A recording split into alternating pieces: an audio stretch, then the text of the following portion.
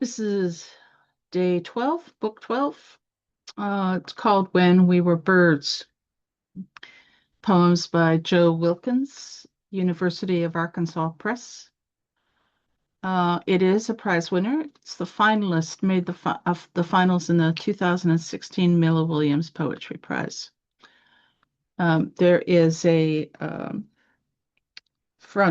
preface by Billy Collins in this book, which I thought was kind of wonderful.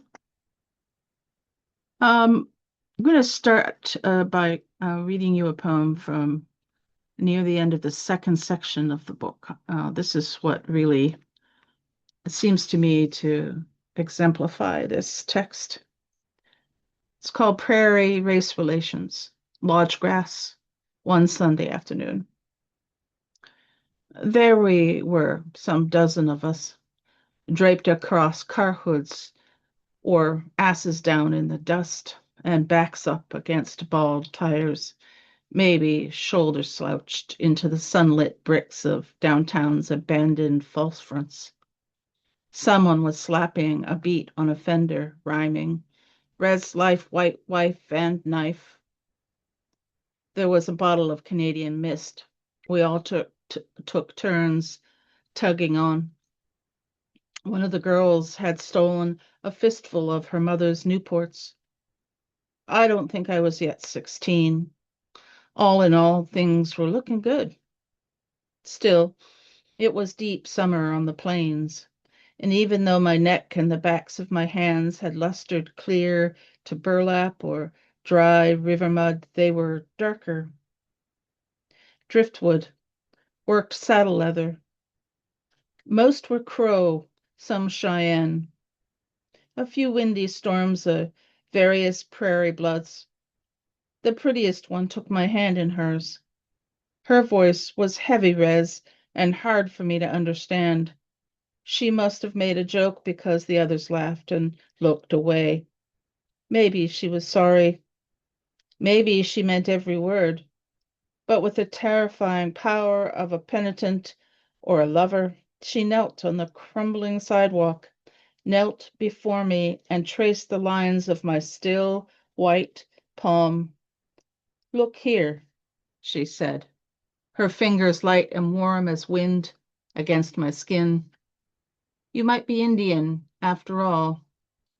This line says you'll either have to leave or die. Thinking it another joke, I turned away. I'm serious, she said, and in the ashy gravel pulled me to my knees. You should leave. This is a book of grit.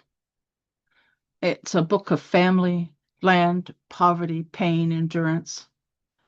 One of the key things that structures the book is the repeat of poems called Note to My Unborn Son. Each is different.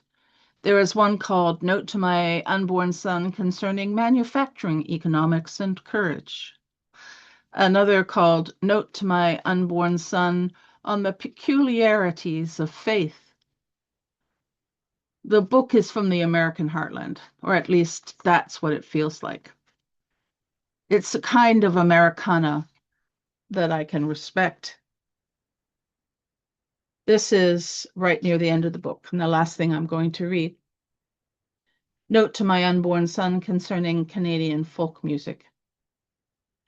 Working now around the great bulk of her belly, that blue-veined globe, blood-thrummed world of which we know and know so little. She sets the dimple of the Alvarez on her knee and with her water-swollen hand frets a Gordon Lightfoot tune, the one about the rain. Listen, little fish, I want to know, does Omphalos' blood ring with the quiver of sheep gut strings? Do you bow down and rise up, the lone ocean of you, storm against some placental sand? Is the voice of love wavery, waterlogged, beyond us always?